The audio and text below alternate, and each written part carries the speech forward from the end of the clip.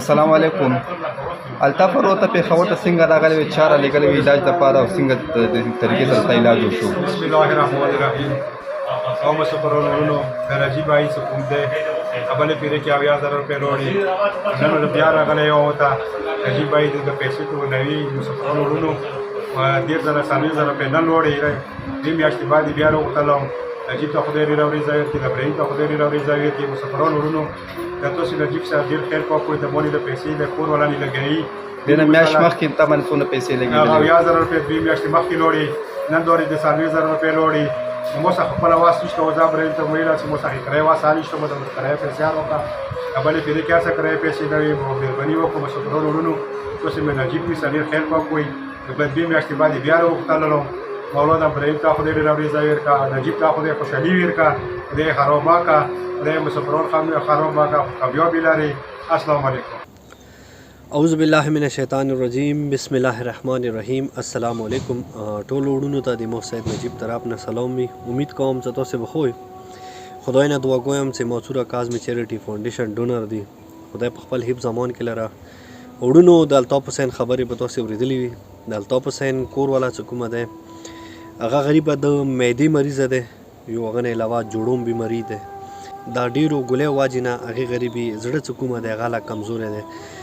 نوړونو خپل حیثیت په مطابق د څورا منواسه کیږي د الطاف حسین کولی باندې د مو مطلب خرچا کوو هر دوه میاشتې بعد د الطاف حسین لکه تاسو ته ویډیو کې ویل کله 30000 کله 40000 کله 50000 روپے دونی ولګيږي او د میاشتې چیک اپ د پاره موتا لکه غریب جون ورور کومي پیسې رستولې وي ان ان شاء الله سبای بال الطاف رسی او خپل کول سره هغه به بقاعده بیا مو چیک اپ کوو او کسو چیرې د الطاف حسین بیماری کې چوره چینجز راغلي دي نه ان شاء الله هغه ویډیو به مو تاسو ډیر زر په زر شیر کو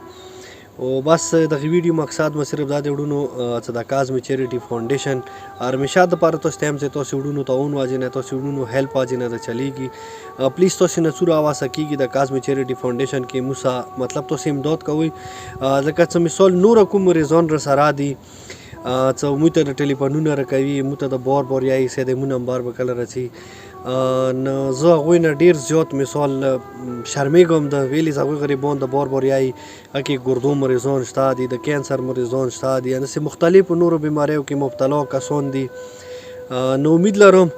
که مو د کاظمی چیریټي فاونډیشن مو څه څوره بهر ملکو کې مسافران وډونه دي که نوره سپورټ کړله نه ان شاء الله مو به مزید د خدمت خلک چې کوم دی دا باندې سي جاري او سري وي خدای نه دعا کوم چې څوره مو مرګلي چې د کاظمی چیریټي فاونډیشن کې د مو سره مدد کوي د سي غریبانو یتیمانو مسکینانو مختلفو بیماری کې د کوم غریبان کسان مبتلا شوي دي دغه مدد کوي خدای ته خپل بیماری ورنځورونه وساتي نوړونو ډیره مننه مو د پاره د الطاف کولې د پاره او مختلف څوره مریضان دغه د پاره تاسو وډونه دعا کوئ نو تاسو ټول وډونه مو په خپل رب الجلال رحیم کریم خدای سپارلی وي مو ترو کې اجازه مهرباني. السلام علیکم ورحمت الله وبرکاته.